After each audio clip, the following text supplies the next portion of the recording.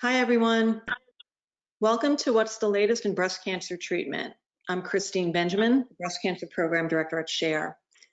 Before the presentation begins, I'd like to tell you just a little bit about SHARE. SHARE is a nonprofit organization that has been helping people through breast, ovarian, and uterine cancer for the last 44 years by offering the support of those who've been there. SHARE provides many services, including a helpline, support groups, and education programs. All services are free of charge to participants. For more information, visit our website at sharecancersupport.org. All participants will be muted during the presentation. When Dr. Komen is finished presenting, we'll begin the Q&A discussion. You're welcome to submit questions during the presentation through the question pane in your control panel on your screen. When asking questions, please remember that Dr. Komen is unable to give specific medical advice. So please keep your questions general in nature. This webinar is being recorded and will be available on the SHARE website soon. So now I'd like to welcome and introduce our speaker, Dr. Elizabeth Komen. She's a medical oncologist at Memorial Sloan Kettering Cancer Center with a clinical practice devoted to the treatment of patients with all stages of breast cancer. She's also an assistant professor of medicine at Weill Cornell Medical College. Dr. Komen's research focuses on the mechanisms by which the tumor microenvironment permits breast cancer to grow and metastasize. In particular, she collaborates with several laboratories to help translate laboratory discoveries regarding the immune system and metastasis into clinically meaningful treatments for patients at risk for or with breast cancer. With her laboratory collaborators, Dr. Komen aims to identify unique biomarkers that can help identify breast cancer at its earliest stage and those women at increased risk for metastasis. She also runs several immunotherapy clinical trials. Welcome, Dr. Komen. Thanks so much for being here. Thank you. Can everybody hear me? We're good? Yeah. Yeah, all right, great. So, obviously this is a different format where we're trying to share information. I'm used to seeing people and gauging from the audience whether things are interesting or not. So this is just like, I don't know if any of you have seen the movie Frozen 2, but this is truly into the unknown, and I'm just seeking out into the ether. So please, I'm delighted to answer questions. What I will talk about today is some updates to the ways that we think about breast cancer, and then I'll provide some specific updates about newer treatments that have come up in the last year or so. And I thought it might be nice just to all be on the same page in terms of background to know where we've come and where we're going with breast cancer. So let's see, let me advance my screen here. And I guess this is really one of the areas that's so exciting for me in the context of treating breast cancer patients. I only treat breast cancer. There's no other cancer that I do. And what's really evolved I developed this interest in breast cancer is the ability to think about patients in a highly individualized way. And as I'll talk about later, whether we're talking about targeted therapy or understanding the cancer from the smallest of ways and in microscopic ways, to also thinking about the individual in a society context in terms of how breast cancer patients may feel as family or as parents or as caregivers or their sexuality or their vanity, all of these things that SHARE is so involved in emotionally supporting patients as well, and that increasingly we're able to do that with breast cancer patients. And it relates not just to the biology, but the sociology of how we care for breast cancer patients. So what do we know and where are we going? Well, we know that breast cancer, and I don't need to tell this group, is still affects way too many of our population.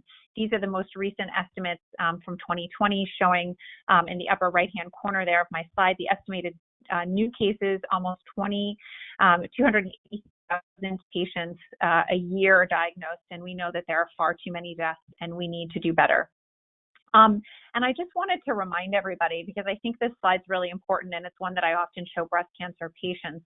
When we think about breast cancer, particularly DCIS to invasive ductal carcinoma, those two tubes that you see on the bottom there, these are cross sections of a duct that could be found, that is found in the breast. And a normal duct you would expect to be relatively hollow on. I'm not sure actually why.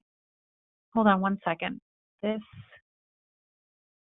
Hold on one second. This is actually reversed a little bit. I'm sorry. On the what you see there, I'm sorry, I don't know how this got flipped on the slide, but essentially what I wanted to show here with this slide was the transformation to cancer and what you really would expect. So Cher, if you share these slides, I do want to fix this one because it's incorrect.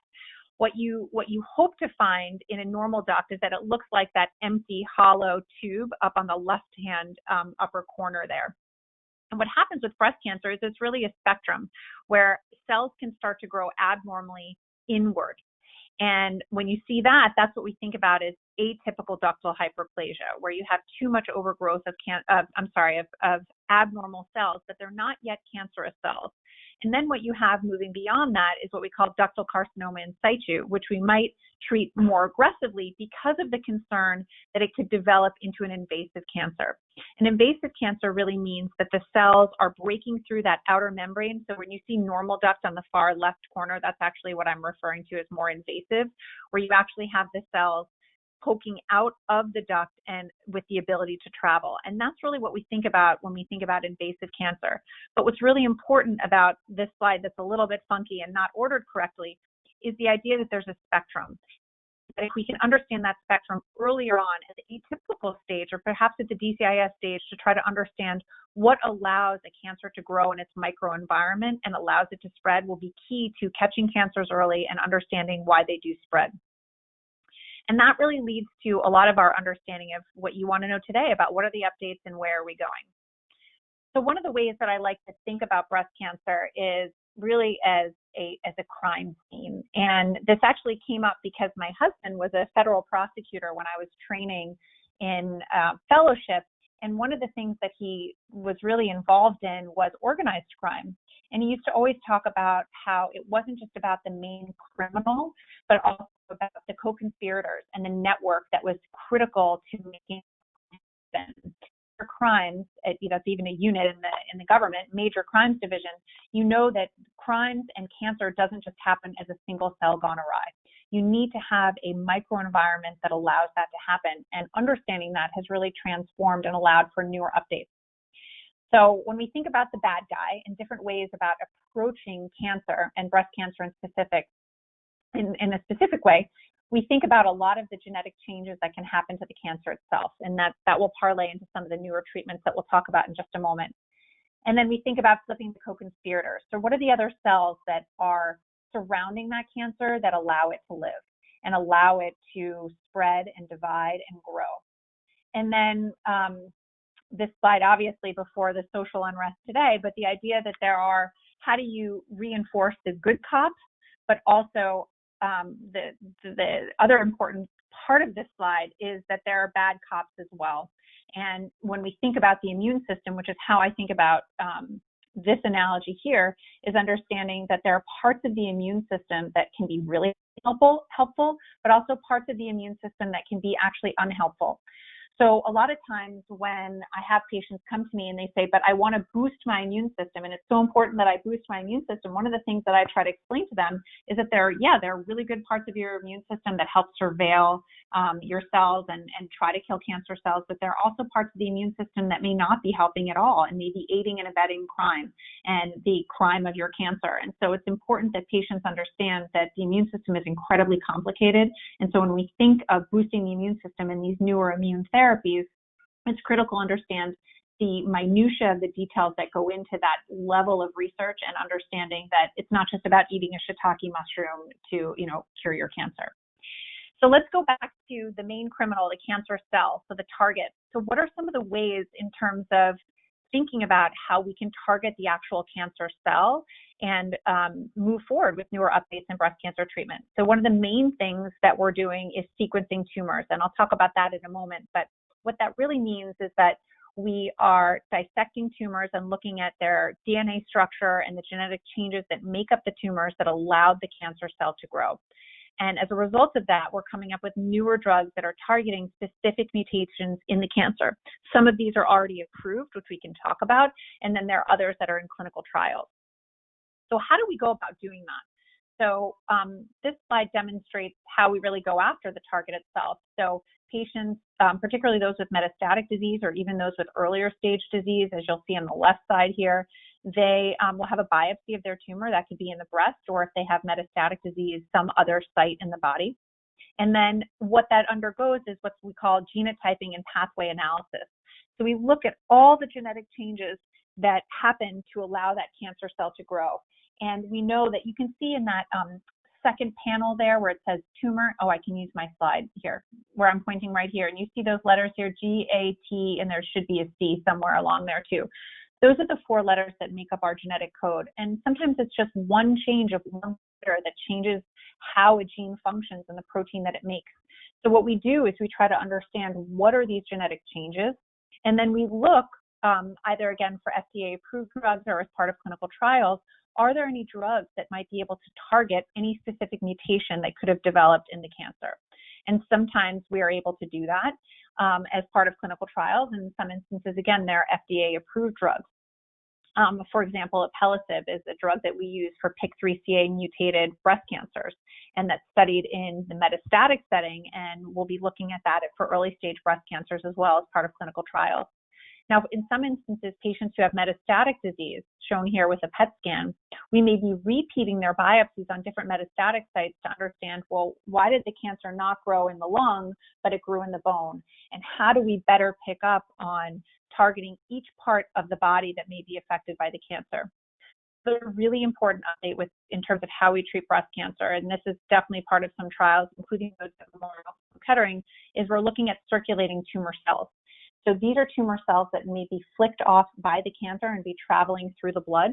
And we can do something that's called a liquid biopsy, where we actually just, instead of biopsying the tumor, we just draw blood.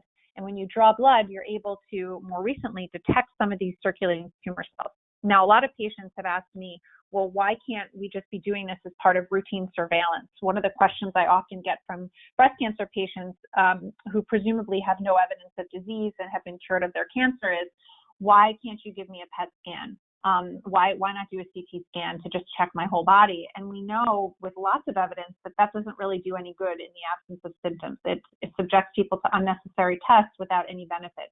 But one of the things that we are looking to do, and it's certainly a part of trials now, and actually part of active care for those with metastatic disease, is to look for whether we can actually use evidence of circulating tumor cells to determine whether a woman's at risk for metastatic disease and also help treat those who do have metastatic disease. And I think this is a really important, just basic slide to go over when we're thinking about treatments for breast cancer patients. When I say impact here, this is the genetic testing that we do at Memorial Sloan Kettering. So on the left side here, I have what we refer to as somatic mutations, and on the right side is germline mutations. And this difference is what we call non-heritable versus heritable. So when we think about, let's start on the right side. So I was born with brown hair, my mom has brown hair, and my dad has brown hair. That is a heritable trait that was inherited from both my parents. And this is only showing one parent, but basically you can get it from both sides of the family. And when we think about things like BRCA mutations, these are what are passed on in the egg or the sperm. They can be on either side of the family. And these are mutations that are exceptionally important to look for, both in terms of preventative medicine, but also because of newer treatments such as PARP inhibitors, which we can talk about in a moment. But when I'm talking about the impact testing or genetic sequencing of tumors, I'm not talking about those heritable mutations that are non-heritable. So those mutations that develop over time in the cancer. So you weren't born, if a woman has breast cancer, she wasn't born with it. Just like my gray hairs. I was not born with my gray hairs, but they evolved over time. So the somatic mutations that we talk about looking for drug targets, those are like my gray hairs. The brown hair is like the BRCA mutations, and those are heritable. And hopefully I would be looking at all of you and saying, does that make sense? But I can't do that now. So we'll just keep moving on. So this is just an example of something that we're doing at Memorial Sloan Kettering, where we basically almost every patient that comes in actually has their tumor sequenced if they have metastatic disease, less likely if they have early disease. And then this is what helps us try to understand how patients are developing resistance to therapy and what we might be able to do to better treat their cancers over time. And this is just I'll whip through this slide, but this is basically just showing how many different tumors have been studied and just the extent that we're really trying to understand new mutations developing in not only breast cancer patients, but other types of cancers. And the reason why that becomes important is because some of these drugs, like including some of the immunotherapy drugs that we use, are approved not based on the type of cancer where that started, so let's say breast cancer, but actually a feature that may be common to not just a breast cancer, but an ovarian cancer, or potentially a pancreatic cancer. So the ability of academic centers to understand cancers, not just from the organ where they started, but actually their basic biology, again, drilling down on what makes that criminal behave the way that it does, becomes really important for newer treatments. All right, so what are some of the highlights of these new approaches just from ASCO? Because I'm not entirely sure of the needs of the crowd that's listening, so I just wanted to give you a little bit of some of the updates that, that we've come up with ASCO recently. So CD4, CD6 inhibitors in breast cancer. This is just, I'm not trying to bring everybody back to biology on the right-hand side, but essentially when a cell makes a decision to grow and divide, that cell, one cell turns into two turns into four, and then it becomes exponential growth. And that growth is a result of what we call the cell cycle, where multiple signals have to happen in this. I have this circle here to show what's called the cell cycle that happens, and there are different phases, M, G1, S, G2. These just refer to different parts of the cell cycle that allow that cell to go from one cell to two, which is what we call mitotic growth. And CD4, CD6 inhibitors, you may know them as Ibrance, Kisqali, or Verzenio. These are drugs that are widely used in the metastatic setting for estrogen receptor positive, HER2 negative breast cancer. And what they do is they synergize with hormone therapies to decrease the ability and what we call arrest the cell cycle and stop this, what we call mitotic signaling, which is just a fancy way of the cell growing from one to two and dividing. It's become standard of care for estrogen receptor positive metastatic breast cancer patients to use one of these up front with different hormonal therapies.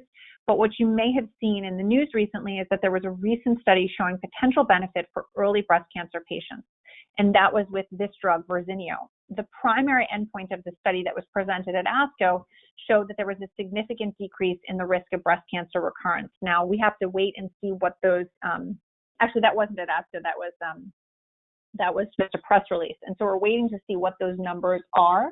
But one of the key points about that trial, if you have patients that are asking about this, or you guys are thinking about talking about it, or even asking doctors about it, is that this trial where it showed benefit in early breast cancer patients, these were patients who were at significantly high risk for disease. They either had very big tumors to start, or they had lots of lymph nodes underneath their armpits. Those axillary lymph nodes were heavily involved.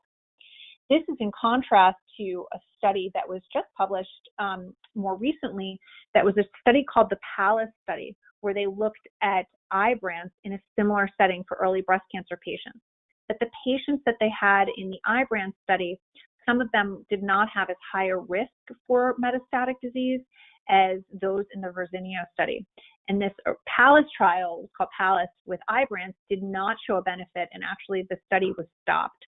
So we're waiting to see more detail whether, is it possible that Ibrance could have helped patients with higher risk disease, since that original study, that PALACE trial, included those with lower risk disease, and what might be the future of using drugs like Verzenio in women who have high risk early stage breast cancer. So another big advance that recently came up that you may have seen in the news is this drug tucatinib.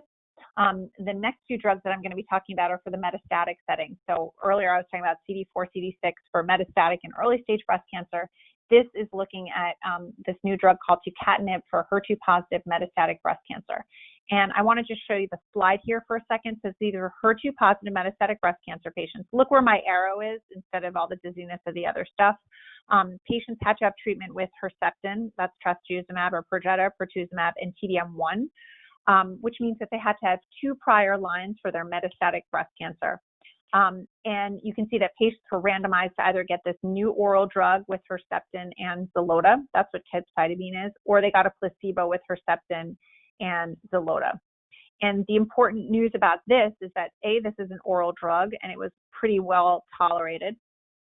And the addition of the tucatinib to Herceptin and Xeloda doubled the intracranial response rates, which I'll explain with a minute, reduced the risk of brain progression or death by 2/3, and reduced the risk of death by nearly a half. And this study, if you look at it, is also in combination with this HER2 CLIMB study. But what's really important about this is that it's an oral medication. You'll see on my slide the term TKI. That refers to a drug called tyrosine kinase inhibitor. So it's interacting with a certain enzyme, a targeted therapy, again, on these HER2 positive cells. But what's really important about this is that HER2 positive metastatic breast cancer patients often do very, very well because we have lots of treatments for HER2 positive disease. But one of the catastrophic things that can happen is that their disease can spread to their brain. So they can have no evidence of disease from the neck down, and then all of a sudden they have a bad brain metastasis. And one of the elusive things about treating HER2 positive breast cancer has been trying to figure out how do we make sure that we're targeting the brain successfully. So even for patients who've had 2 prior treatments, again, they had Herceptin, pertuzumab, they had TDM1, which are drugs that we use for HER2 positive breast cancer, these patients did well on an oral therapy. And this was really big news. There was also another drug, I'm just going to put this out there, from one of my colleagues, Dr. Modi. This was just published in the New England Journal of Medicine. This drug, trastuzumab deruxtecan, is also going to be used probably pretty soon, and also is also another drug for HER2 positive metastatic breast cancer patients. And these curves are basically just showing that women had an improvement in what we call progression-free survival. So when they took this medication, they had a shorter time to their disease coming back. And so developing new drugs for HER2 positive metastatic breast cancer patients has been really, really important. And these were 2 major advances this year, just in the last few months. Another important advancement for metastatic breast cancer patients is very often we have patients who come in who have what we call de novo metastatic breast cancer, which means that they have a primary breast mass. And at the time that they're diagnosed with the primary breast mass and the primary cancer in their breast, they're also found to have metastatic disease. So they didn't know they had breast cancer before. They have a mass in their breast and maybe lymph nodes underneath their axilla. And unfortunately, a PET scan or other imaging reveals disease elsewhere in the body. And one of the most common questions I have from patients is, I don't understand why you're not removing my breast. I don't know why you're not going to do a lumpectomy or mastectomy or radiation to my breast. Won't that improve my outcome even though I have metastatic disease?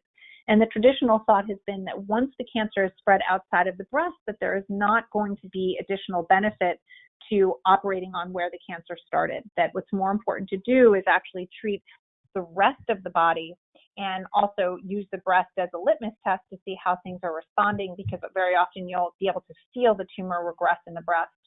And a recent study that was just published essentially showed that when you do local regional treatment, which is surgery or radiation to the breast, that women don't appear to do better. It doesn't improve their quality of life, and it doesn't improve their survival compared with systemic therapy alone. And this is a really important point to make, also because women can have a lot of emotional feelings when it comes to, I don't know why I said emotional feelings, all feelings are emotional, but women can have a lot of feelings about, well, I have this cancer, why do I have to even feel anything in my breast? And it can become very unsettling. But it's important for women to know that they are not going to have a better quality of life overall, even if they go and have surgery or do radiation to the breast, and it may actually make them less happy. So let's also talk about triple negative breast cancer. So again, these are women who don't, or men who don't have the estrogen receptor, progesterone receptor, or HER2 receptor on the outside of their cancer cells. So there are lots of new things that are coming up for this group. There's immunotherapy, which we'll talk about shortly. This is basically talking about those co-conspirators.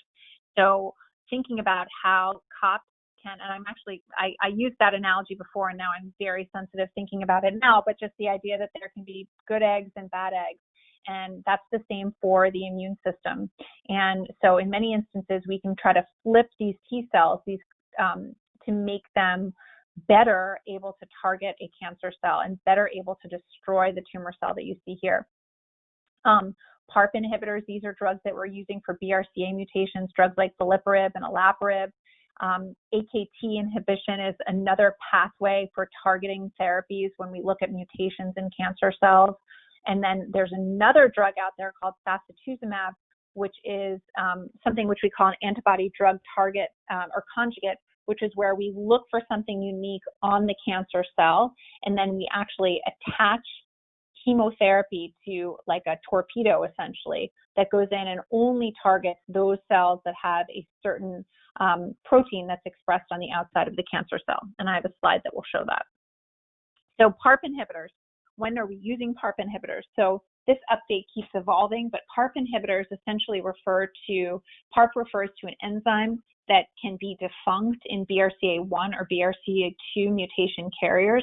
PARP is an enzyme that helps, what's shown here is it's kind of the repair enzyme of the cell that helps to repair those DNA chains that become damaged over time just because of chance or because of exposure to other factors that may cause stress to the cell and cause it to have DNA damage. And so PARP inhibitors, or PARP, the enzyme, actually functions to repair these breaks. But if you have these breaks in a cancer cell, but very often what's not shown here in this slide is you can have other repair characters come in and try to fix the breaks in this bridge here. But what PARP inhibitors do is it wipes out the other ability to essentially repair the cell itself. And this is this is from Dana-Farber. This slide is, this YouTube video is great, and it teaches patients what PARP inhibitors do. But essentially, it blocks the ability of cells to repair themselves. And without the ability to repair themselves, they die because they don't have the DNA code to be copied properly. What's important about that is that we're increasingly using these drugs for metastatic breast cancer patients who have BRCA1 or 2 mutations. Any metastatic breast cancer patient really should be tested to make sure, even if they don't have a family history, to make sure that they don't have a BRCA mutation, because these drugs are being increasingly used. Sacituzumab is the other drug that I was speaking about just recently as a targeted therapy for triple-negative breast cancer. It recently obtained FDA approval. There's its fancy name. I don't know why they make it so impossible to pronounce them. And again, this is a type of protein that's called a monoclonal antibody, not dissimilar from how we think about Herceptin and pertuzumab, that targets a protein that's on the outside of triple-negative breast cancer cells. And it combines it with a chemotherapy and targets the triple-negative breast cancer. And this has more recently been approved for triple-negative breast cancers with metastatic breast cancer. So again, with the immune system, good and bad cops, what are some of the examples? So we're thinking about vaccines, adoptive cell therapy. These are ways that we're trying to twist the immune system, have it recognize that a cancer is not doing what it's supposed to be doing. And then some of these other really exciting options are the checkpoint inhibitors, which are the immunotherapies, which I'm going to talk about here. So when we think about immunotherapy and breast cancer, what's so important to think about is that the immune cells are not the cancer cells, but yet they are all admixed with a tumor cell. And I'll show you let me see the next slide. I think this is probably the best analogy that I can come up with, which is that you can take a plant and try to plant it in snow, and if you don't have sunshine and you don't have the proper soil, it's not going to grow. Whereas if you put it in a hospitable environment with lots of sun and lots of, good soil and water, it will grow. And cancer is not dissimilar from that. Oh my gosh, wait, hold on. There's a bug that's crawling on my screen. Let's get that off. And so what's really important when we think about immunotherapy is that immune cells are a critical component of the soil of cancers. And so much research is being done right now at Memorial and across the world, trying to figure out how we can make cancers, the soil, less hospitable. And one of the big ways that we're doing that is with immunotherapy. So what are some of the immunotherapies that have been approved for triple-negative breast cancer? So atezolizumab, which is this drug up here, combined with chemotherapy for PD-L1 positive triple-negative breast cancers. PD-L1 is a marker that's on the outside of triple-negative breast cancers and some other cancers as well that we know helps to we know that I don't have a slide for this, but essentially there's brakes to the immune system and there's a gas pedal to the immune system, and it's a very delicate balance. And PD-L1 is very important in terms of how we put brakes on the immune system, and sometimes we don't want those brakes on, and atezolizumab helps pull off the brakes of the immune system to say, hey, you don't need to slow down right now. This is a target. You need to go after this cancer cell. So that's why that marker is becoming really important to understand who has this marker, particularly for triple-negative breast cancer patients, and how might that be useful in understanding the therapies that we give patients. I'm mindful of the time, and I feel like I'm talking a lot, so I'm going to keep going, but not that much longer. Then there's pembrolizumab, which is another immune therapy that we're using for untreated metastatic triple-negative breast cancer. Again, that's PD-L1 positive. So that's a newer study that also came out as well. So these are two new immunotherapies that we're thinking about for metastatic triple-negative breast cancer in patients that have this unique marker. Just really quickly, one thing that I'm going to highlight right here in this busy slide is that we're also thinking about it based on recent studies for neoadjuvant chemotherapy. So we use neoadjuvant chemotherapy for breast cancer patients that don't have metastatic disease, and we're trying to shrink the tumor as much as possible before surgery. And pembrolizumab in combination with neoadjuvant chemotherapy has been shown to increase what we call the pathologic complete response rate, meaning it's been shown to shrink tumors in the breast so much so that at the time of surgery, there's no disease left. And we believe that that ability to shrink the tumor so much so that there's no evidence of the disease at the time of surgery is critical for patient outcomes. So this is recently presented by Dr. Cortez, showing that pembrolizumab plus chemotherapy in the neoadjuvant setting was granted breakthrough therapy designation. So this is something that patients will be talking about with their doctors if they're newly diagnosed with triple-negative disease. I'm going to skip over this slide.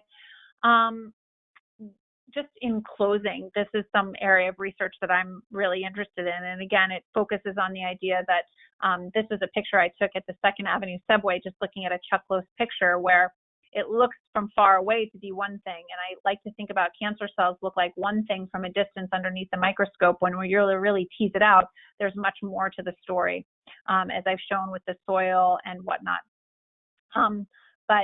And this is just an up-close picture of what he's actually using these tiles to show his full face. So one of the things that I'm really interested in, and I'll just quickly gloss over these slides, is the idea that this is actually a breast cancer, a slide of breast cancer. These are the breast cancer cells, and hopefully you can see my arrow, the larger cells of the breast cancer cells, but all these purple dots here, those are all immune cells that are circulating and infiltrating all around it. And one of the things I've been really interested in is trying to understand what are the genetic changes that are happening in these cells here as contrasted to the ones here, and what are they doing there, and what does it mean? So when we talk about targeted therapy, what happens when patients have their tumor genotype, and we look at all those genetic changes, sometimes what we're also getting is the genetic changes of the immune cells. And so I'm really interested in trying to tease out the two and understand, are we confused sometimes in actually finding mutations in the white blood cells, the immune cells that are in the cancer, admixed there, as opposed to those specifically in the breast cancer cell themselves? So I'm going to just skip over some of this here in the interest of time. So one of the studies that we did was basically show that immune cells within a breast cancer are not genetically normal. So just like we can take this whole thing in aggregate and look for genetic changes, we were even more specific. And what we did was basically look at the genetic changes in the tumor itself, in the breast cancer cells, and then also the immune cells. And what we found that, and on the right, I'm just showing that what can happen to immune cells over time is that they can develop mutations as people get older. And what we found is that these immune cells were not normal at all. And it's been very important for newer research looking at how we can treat breast cancer by targeting those immune cells. And also, as a side note, a very rare but possible complication of chemotherapy for breast cancer patients are future leukemias. And one of the things that we're trying to understand is whether we can detect these abnormal white blood cells in patients very early on, whether that can influence our treatment of them, and whether we might be able to predict those who are at risk for future leukemias. So it's 6:38. Let me just see. I think this is a decent slide just to show you the type of research that's going on right now in a lot of different places, but particularly at Memorial with the group that I'm working on. So again, this is just showing you have the cancer cell here. We're looking at the mutations, we're finding them, we're coming up with therapy, diagnosis, and biology, but really more recently trying to understand these immune cells here, sequence them, and figure out whether therapy, diagnosis, and biology may change our understanding based on what we know of these immune cells. So again, what I'm really focused on is trying to change the soil and understand all the factors that go into a breast cancer. And with that, we know that there's a lot of other things that people can do. They can also exercise. We know that there's a lot of data going on now, and there are lots of new updates in breast cancer showing that exercise can decrease the recurrence of breast cancer. We know that what we eat is important. It's not like you can put broccoli in a pill, but that eating a plant-based diet and less meat and more fish than meat is probably helpful in reducing risk of breast cancer, both now and then recurrences. We know that there are lots of studies going on right now in terms of body composition. We know that obesity plays a role, and the more we can do to increase the fat to muscle ratio, that becomes really important. Again, I've talked about immunotherapy probably ad nauseum at this point, but I'm really interested in how we can modify the soil from an immune standpoint. And then, of course, the analysis of the tumor microenvironment that goes along with that. And so with that, I think where we are going, we are definitely improving survival. The goal is to give less chemotherapy, focus on quality of life, make tumors less hospitable to cancer, understand the mutations that allow for growth and arm the immune system, and continue to find ways to modify the soil. So there's my talk into the ether. I hope that you guys found it somewhat interesting and stimulating. I spoke longer than I thought I would, but I'm really interested in your questions, and I'd love to be helpful in any way I can. Thank you all. Thank you, Dr. Komen. That was a great presentation. So, you know, you referred to so many exciting things that are happening right now in breast cancer treatment. What are you most excited about? I think I'm really excited about the new HER2 therapies. I think that with metastatic breast cancer, I think we have seen so many patients doing well longer and longer and longer. I mean, I was on the phone with a patient today, and I was realizing that she's had metastatic disease since 2001. And I have many patients that I've inherited from other doctors where we just see that we are able to not only prolong life in patients who have metastatic disease, whether it's HER2 positive, ER positive, or triple negative, but also that we are being able to offer better quality of life. So I think the newer immunotherapies and sacituzumab for triple negative, the two new therapies for HER2 positive breast cancer are great. And then the other thing with estrogen receptor positive breast cancer, there are a lot of new drugs that are in clinical trials right now. Tons of drugs that we're trying to understand to continue to resensitize cancer to hormone manipulation. And what that means is less chemotherapy. And I think one of the things that we find with all of our patients is there's a real fear of toxicity and side effects. And even with our sickest of patients, we're finding ways to decrease those toxicities. And then, of course, we learn so much from treating our metastatic breast cancer patients as well in terms of how we might be able to improve treatments for earlier stage breast cancer patients. So I'm really excited by the ways that we can de-escalate care and give less chemotherapy to patients and more targeted therapies. Can you talk about the new drug that was approved today? So it's a new take on drugs that are in existence already. So now did I not do, are you talking about the new, that you can inject Herceptin pertuzumab at home? Huh? Which ones are you talking about? It's the subcutaneous Herceptin. Yes.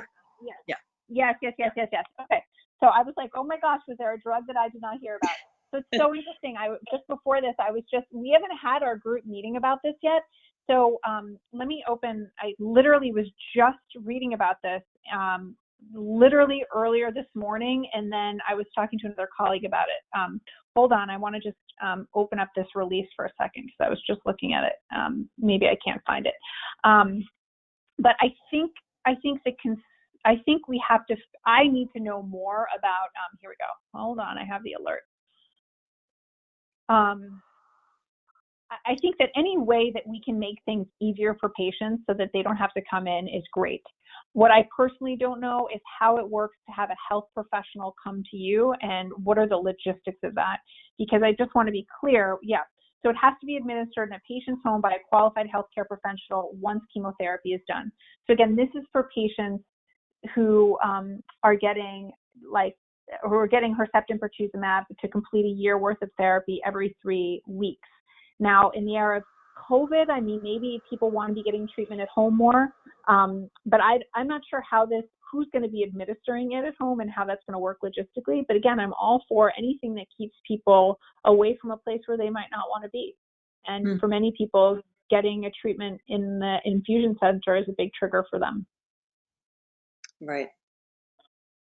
So we'll wait and see what happens with that.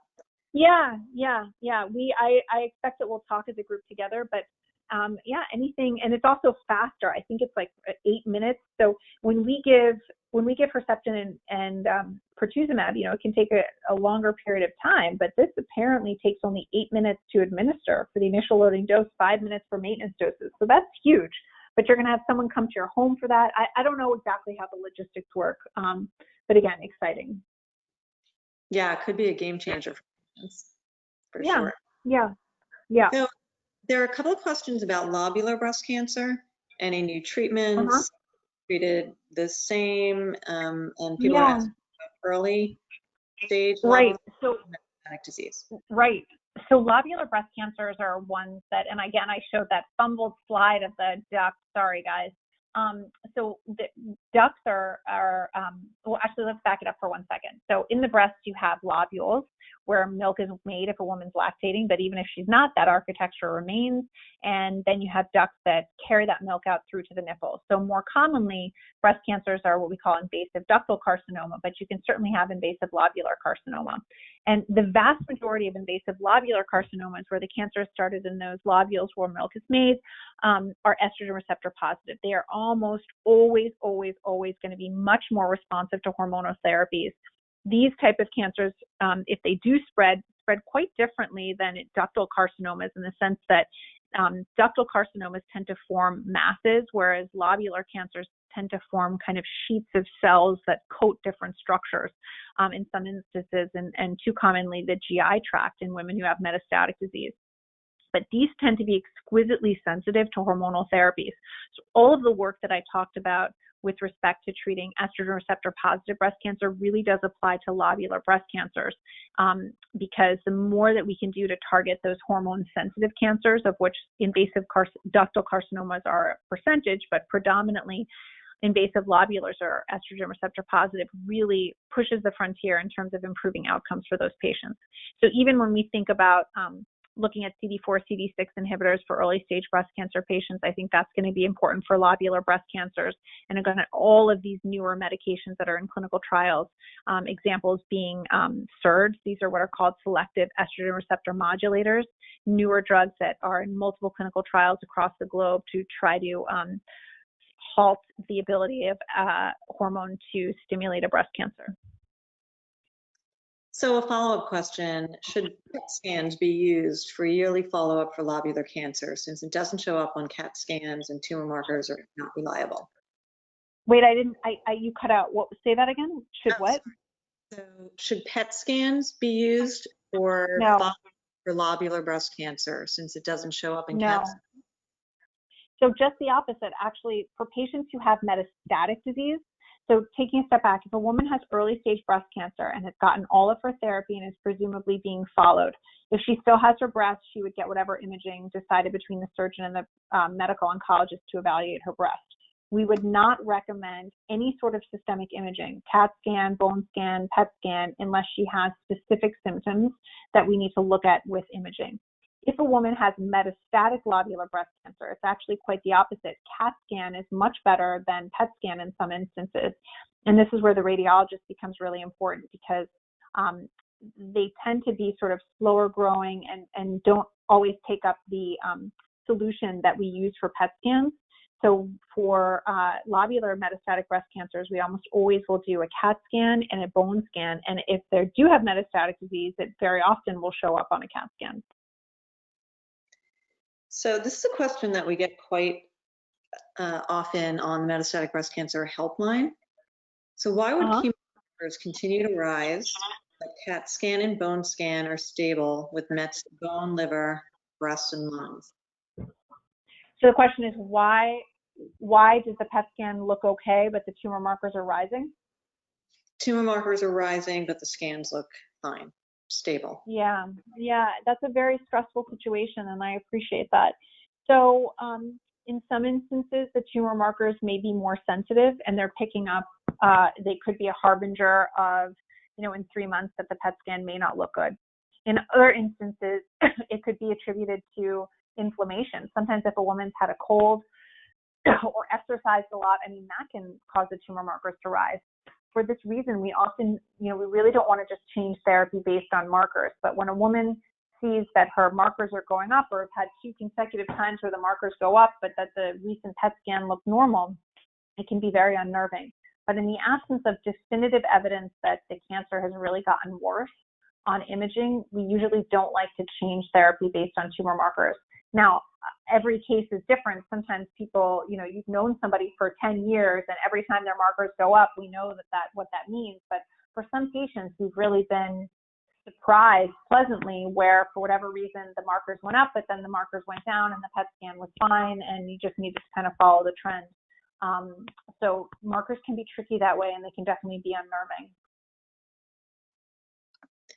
So there's a question about DCIS, and it's an interesting question. Here it is. What are the latest treatment options for women over 70 with DCIS?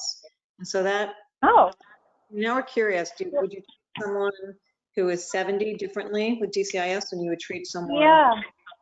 So, there are different features that we think about with DCIS. DCIS can be low, intermediate, high grade. We can think about DCIS. It really does depend on how it presents. And there's even a study going on right now that includes younger women as well to look at, can we just monitor DCIS over time?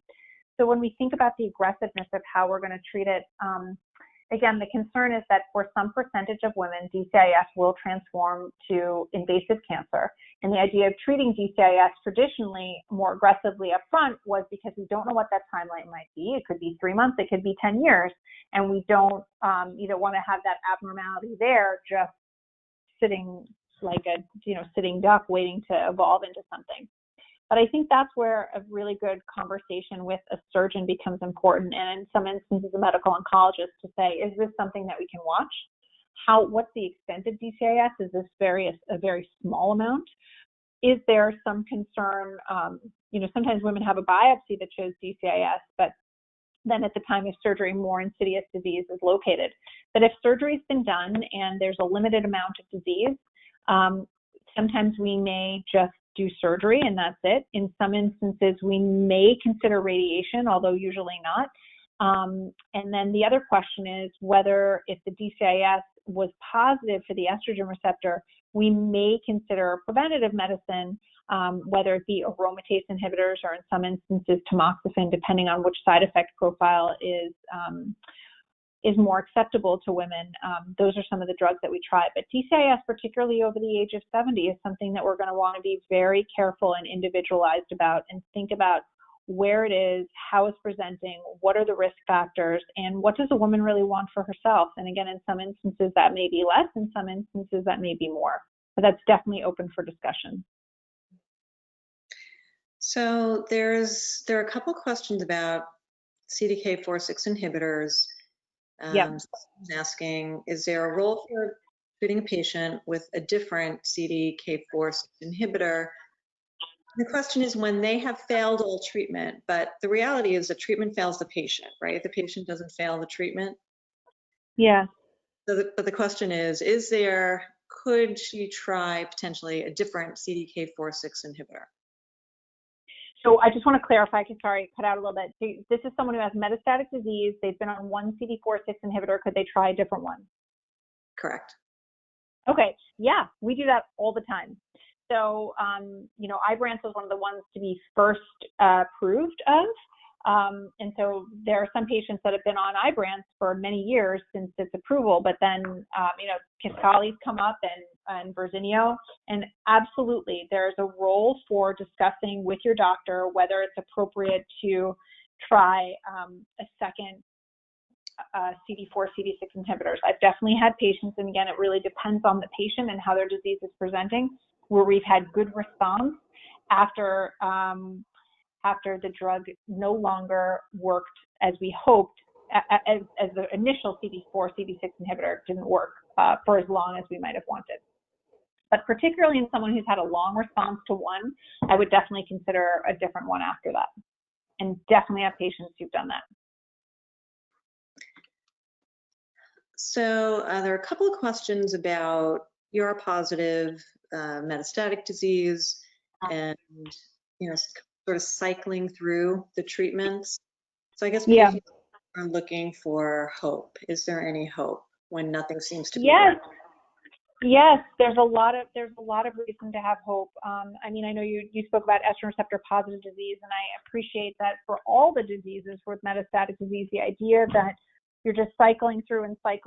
But the goal is to the cycling part is frustrating, but as long as patients are having some response, or we keep working towards finding something that has a response, there's lots of reason to have hope. Unfortunately, the reality is that some patients are on 10 different lines of treatment, but if they're doing well on that 10th line, then that means something. And I think there's absolutely lots of reason to have hope. I don't think I could do this job unless I felt that there was a constant moment of hope where I knew people were doing better, where I knew I was contributing to those efforts to make people better and find new treatments, because we see evidence of that every day. And the treatments that have kept some people alive for decades now, at one point, were just originally part of a clinical trial where people didn't know what to make of it. So for that reason, and all the reasons that we have those newer treatments today, I think that the cycling part is very frustrating, and I appreciate that, but it doesn't mean that we lose hope. We have to just dig into all those other things that allow us to ride that cycling with a little bit more fortitude, whether it's therapy or community or art or whatever it is that keeps people grounded so that they can cycle and feel a little less dizzy from the whole process. Thank you for that. This is a question that I've never heard before. This person is saying that she's 5'9", no genetic mutation, but she read on the Susan G. Komen website that height is a risk factor for breast cancer, and the risk increases in proportion to every few inches. Yeah, I've read some of those studies too, and I think that has to do with like intrauterine growth and parent. This is a woman who has breast cancer already? Who knows? Yes. Who knows? I think, look, you can go online and there can be I think there's also one, like if your ring finger is a little bit longer and that puts you at risk for this or that. The bottom line is I'd love to be 5'9", even if it came with a slightly marginal increased risk of breast cancer. I think we all have, no one is born with a perfect deck of cards. Nobody has had no toxic exposures, no estrogen exposure, no exogenous, all of that stuff. So I think that there's probably there may be some truth to that study and those studies, but I think that they're not perfect studies, and I certainly wouldn't freak out if I were 5'9".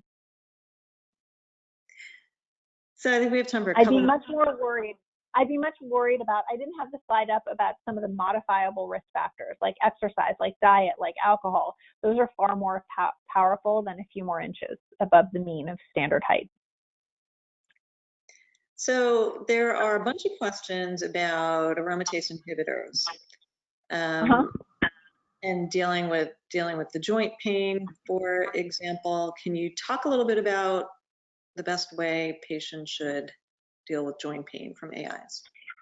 Yeah, I think it really depends. You have to have a conversation with your doctor about what type of pain you have. Sometimes people have diffuse pain in all their joints. Other patients have like a very localized thing like carpal tunnel or trigger finger that might be fixed by a procedure or by a brace or some other modification in their life. So it really depends on the level of joint pain, whether it's diffuse or focused. Sometimes, for whatever reason, it is helped by just switching to a different aromatase inhibitor. I don't know why that works, but just like Tylenol, Advil, Aleve works differently for a headache. Sometimes people respond differently to just a trial of a different aromatase inhibitor. So I think before people give up on the class of medication, it's important to just try a different one in some instances. And in other instances, aromatase inhibitors are just not the right drugs for patients. And those, even if they're postmenopausal women, sometimes we're trying tamoxifen. And tamoxifen is still an excellent drug at decreasing the risk of metastatic disease and treating breast cancer. It is marginally, sliver less efficacious than aromatase inhibitors, and sometimes women find those much more tolerable than aromatase inhibitors. It does come with a slightly increased risk of blood clots and uterine cancer as some of the more scarier side effects, but they tend to not have these same joint pains. Other things that women talk about with respect to aromatase inhibitors are obviously the bone loss. So bones need to be monitored very carefully. In some instances, we do medicines like Reclast, Exgeva, etc. The other thing that's really important to note is the vaginal dryness.